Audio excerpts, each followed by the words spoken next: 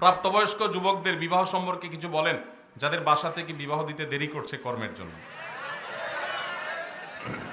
সব জায়গায় এ ধরনের প্রশ্ন যুবকরা ঢুকায় দেন। যে যুবক লিখছেন কর্মের জন্য বাসা বিয়ে দিচ্ছে না, আপনি মনে করছেন আপনার পক্ষে আমি ওকালতি করব। আপনি কাজ যখন করেন না, শরীয়ত তো আপনাকে বিয়ে করতে বলে না। আপনি যখন বেকার, নিষ্কর্ম, অকর্মণ্য, তো আপনার তো রোজা রাখা উচিত।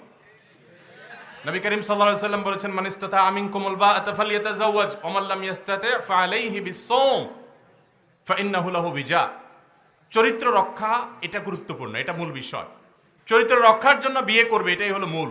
বিয়ে করার সামর্থ্য নাই, তাহলে রোজা রাখবে। এখন সামর্থ্যের ডেফিনিশন কি, সংজ্ঞাটা কি, এটা একটা জটিল বিষয়। বেশিরভাগ চাচা চাচিরা, মুরব্বীরা, তারা মনে করেন সামর্থ্য মানে হলো লাখ লাখ টাকা কামাবে, গাড়ি বাড়ি হবে, সরকারি চাকরি হবে, এরপরে বলা যাবে যে তার নিজের পায়ে নিজে দাঁড়াইছে। ছেলে এখন কার পায়ে দাঁড়াইছে? তাহলে দেখুন, সামর্থ্যের সংজ্ঞা হলো স্ত্রীকে কোনো মতে মহর দিয়ে ডাল ভাতের জোগাড় করতে পারলেই তাকে সামর্থ্যবান ধরা হবে।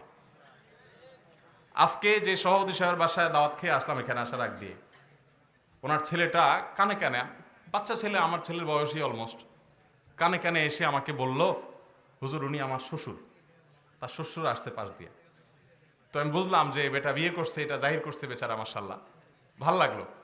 তো বললো যে আব্বা আপনার কথা শুনে আমরা তাড়াতাড়ি বিয়ে করেছি। কিন্তু আমি ঢাকায় এক হোটেলে উদ্বোধনে গেছি, পল্টনে। তো এক ছেলে তার বাপের হাত ধরে নিয়ে আসছে আমার কাছে, আইনা বলতেছে, হুজুর আপনি তো বিভিন্ন জায়গায় তাড়াতাড়ি বিয়ের কথা বলেন, যে আমার আব্বা বহুদিন বলছি, সে আমার কথা কোনো পাত্তাই দেয় না, আপনি এবার তাকে হাতে নাতে একটু ধরেন। আমি তো বেকুব হয়ে গেলাম যে আরে এরকম দৃশ্যের তো আশা করিনি।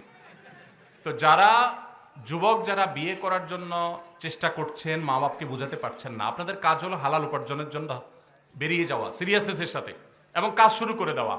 বসে বসে নিজে বাপের হোটেলে খান, আবার বিয়ে করে বউ একটা না বলবেন এটাও বাপে ভালো, এটা তো যুক্তি হতে পারে না। কথা কি বুঝতে পারছেন? আর যারা মুরব্বীরা আছেন, আপনারা এবার কান খাড়া করে শুনেন। আপনাদের কর্তব্যের অংশ, নবী সাল্লাল্লাহু আলাইহি ওয়াসাল্লাম বলেছেন, তোমাদের ছেলে মেয়েকে যখন উপযুক্ত পাত্রপাত্রী পেয়ে যাবে, তখন আর দেরি করবে না বিয়ে দিতে। যদি দেরি করো, তাহলে এই পৃথিবীতে ফিতনা ফাসাদ ছড়িয়ে পড়বে।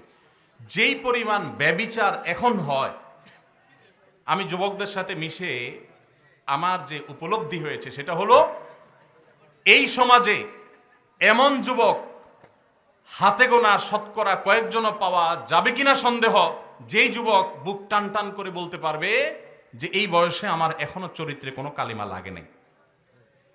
এরকম বলা, বাপের বেটার মতো বলনেওয়ালা যুবক এই সমাজে খুব কোথায় চলে যাচ্ছে।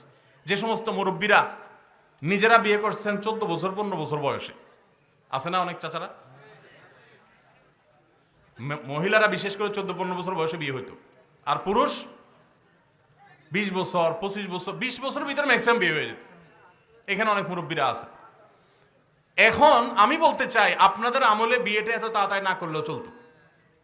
তখন ফেসবুক ছিল না, ইউটিউব।